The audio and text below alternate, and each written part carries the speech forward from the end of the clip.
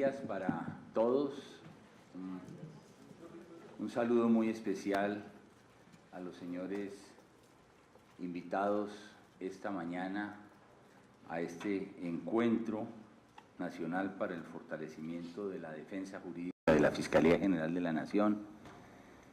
A todos los que vienen de fuera, un saludo de bienvenida muy especial, fraterno. Sabemos el esfuerzo que ustedes en las regiones hacen en la defensa jurídica de los intereses del patrimonio del Estado, de la Fiscalía General de la Nación, y eso compromete nuestra gratitud. Doctor Alejandro Linares, presidente de la Corte Constitucional, señor Contralor General de la República, doctor Carlos Felipe Córdoba,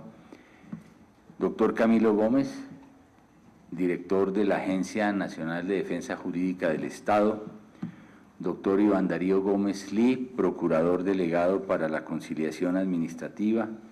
señora vicefiscal general de la Nación, señores directores, estimados compañeros de la Fiscalía,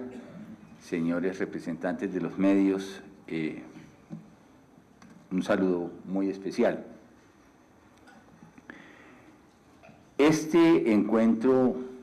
tiene una importancia fundamental en el empeño que tienen todas las agencias del Estado en la defensa de la integridad del patrimonio de la nación frente a los recurrentes intereses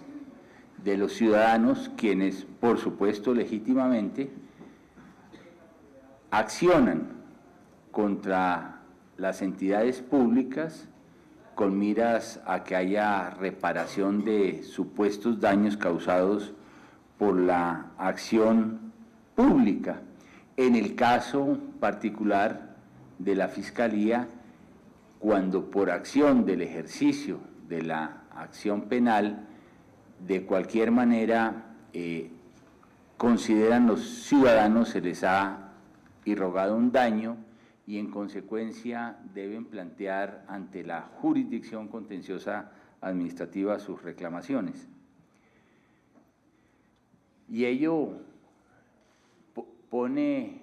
los derechos de la defensa del interés público y ciudadano frente a los derechos individuales en unas tensiones que en ocasiones comprometen el propio accionar de la Fiscalía General de la Nación. Pero en este campo, las noticias recientes son muy positivas, de una jurisprudencia cerrera que consagra o que consagraba la responsabilidad objetiva del Estado por privación de la libertad, en el bien entendido de la jurisprudencia que se fue consolidando en el país, de que la Fiscalía General de la Nación debería responder sí o sí por las detenciones preventivas que fueran objeto de levantamiento en una instancia posterior, en vía jurisdiccional, dando lugar a una modalidad de responsabilidad objetiva sobre la base de que en esos casos la medida constituye una carga pública frente a la cual el ciudadano no se encuentra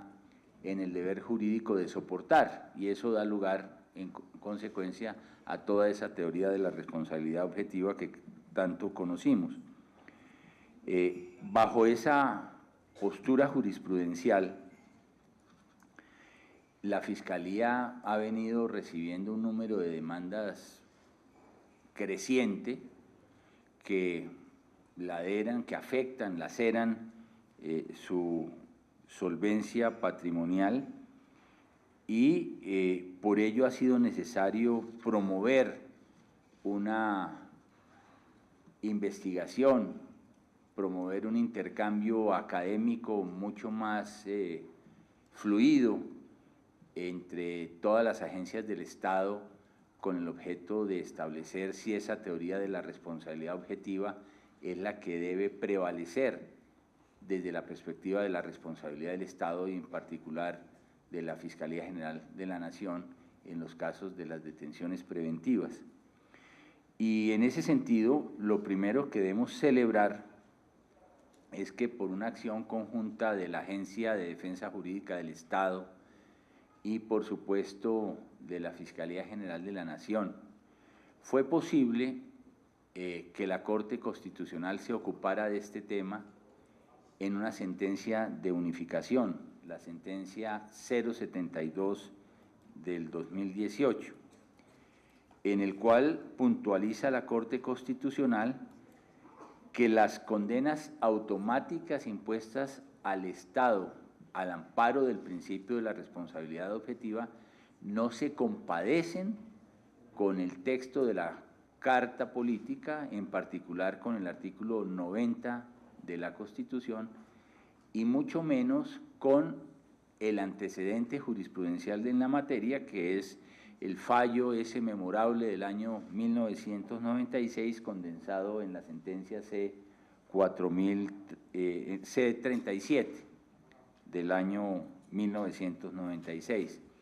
Entonces,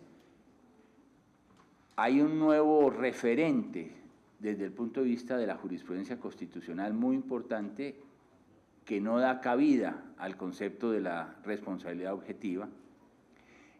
lo cual se ve consolidado con un cambio en la postura jurisprudencial de la sección tercera del Consejo de Estado también durante el año en curso. Y es en una sentencia del 15 de agosto del 2018, en donde el Consejo de Estado dice que no se puede aplicar de manera automática el régimen de responsabilidad objetiva, que el operador judicial, en este caso el juez contencioso administrativo, tiene que escrutar en primer lugar la existencia de un daño antijurídico, como ya lo establecía con claridad, con mucha precisión, la jurisprudencia constitucional de nuestra Corte Constitucional, y hay que establecer si la privación de la libertad fue causada por culpa grave o dolo civil de la víctima directa, caso en el cual, como es apenas elemental, se puede configurar una responsabilidad compartida con el ciudadano y es una causal exonerativa de responsabilidad del Estado. Y ello, en la perspectiva de nuestras responsabilidades, tiene mucho que ver con la circunstancia de que, de cualquier manera, en los casos en donde se obtiene la libertad del indiciado por el indubio pro reo, pues evidentemente existe causa para la acción penal, existe causa para ilegitimidad en el ejercicio, en la solicitud de detención preventiva, que es en últimas decretada por un juez de la República, no por un fiscal, no por un funcionario de la Fiscalía General de la Nación. Y en ese sentido, frente a los casos de el establecimiento de no responsabilidad penal por duda que beneficia al reo en el modelo del indubio pro reo, que es un principio de rango constitucional, pues no habría lugar a responsabilidad del Estado. En cualquier caso, todo este tipo de desarrollos de la doctrina, de la academia, de la jurisprudencia, plantean sin lugar a dudas, y usted, señor director de la Agencia Jurídica del Estado, seguramente compartirá con nosotros, la necesidad de que los colombianos, como un todo, hagamos una defensa del patrimonio público de la nación, inclusive planteando la necesidad de establecer topes en los casos de responsabilidad civil del Estado, como existen en muchos países de Europa e inclusive en la propia América Latina, donde el patrimonio público debe tener una consideración especial de preservación por parte de toda la comunidad y por parte de los agentes que transitoriamente cumplimos funciones como servidores públicos. Esa es una tarea que sabemos bien la Agencia de Defensa Jurídica del Estado quiere liderar y en la cual contará siempre con nuestro concurso, señor director. Y en el accionar de la Fiscalía, estos desarrollos jurisprudenciales pues son una muy buena noticia, no tanto porque, y eso hay que decirlo con claridad, exista una expresión de un estado carcelero en el quehacer de los funcionarios de la Fiscalía General de la Nación, no. Yo creo que esa es una de las falacias que hay que destruir, porque recurrentemente se presentan iniciativas al Congreso, muchas de ellas inclusive han encontrado consagración legal en leyes vigentes, en donde se establecen límites temporales a la detención preventiva al amparo de la defensa de los derechos ciudadanos y el derecho fundamental a la libertad, pero también con consideraciones de naturaleza fiscal, con la teoría de que si se extiende mucho la detención preventiva, cuando lleguen las demandas, la reparación del Estado por el daño causado a los ciudadanos va a generar verdaderos efectos de naturaleza patrimonial. Y con esas teorías se han ido colando una serie de leyes que generan unas dificultades desde el punto de vista del ejercicio de la política criminal del Estado, llegándose a manifestar de alguna manera velada que en Colombia existe un Estado carcelero. Y la verdad es que las cifras muestran todo lo contrario. En una tabla de nivel de detenciones preventivas a nivel de 13 países de América Latina, Colombia ocupa el puesto número 11, es decir, de los 13 países latinoamericanos estudiados, Colombia es el que menos hace uso de la detención preventiva junto con Chile, donde apenas el 33% de la población carcelaria está indiciada y no condenada. Hoy la relación, según cifras del Instituto Nacional Penitenciario, es 70% de población penitenciaria condenada y apenas 30% indiciada. En otros países latinoamericanos la relación es muy distinta y el mayor número de población es meramente indiciado, por encima del 60, del 70%. Como lo fue en el caso colombiano, desde los años 90 o en los años 90, donde la población indiciada era del 70% en las cárceles y apenas un 30% de población condenada. Es decir, la relación se ha invertido como resultado de un ejercicio mucho más exitoso y efectivo de la acción conjunta entre la Fiscalía y la propia Judicatura. Pero es más, la Fiscalía, para que ustedes tengan una medida, tiene 2.149.000 procesos vigentes, 2.149.000 procesos vigentes. Y solamente hay una población con detención preventiva de 65.000 personas. Eso quiere decir que respecto a las indagaciones que lleva la Fiscalía, un 3% tiene medida de aseguramiento, un 3%. Entonces, hace mal la doctrina y la parafernalia argumentativa que trata de insinuar que Colombia vive en un estado carcelero. Podrá decirse que esa cifra es sofista, porque estamos hablando de todos los casos. Entonces, hablemos de los casos de imputados. En Colombia hay 416.136 personas imputadas, cifra que no es menor frente a las nuevas cifras del DANE, ¿no? 416.000 colombianos imputados por un delito en este momento en Colombia. Y solamente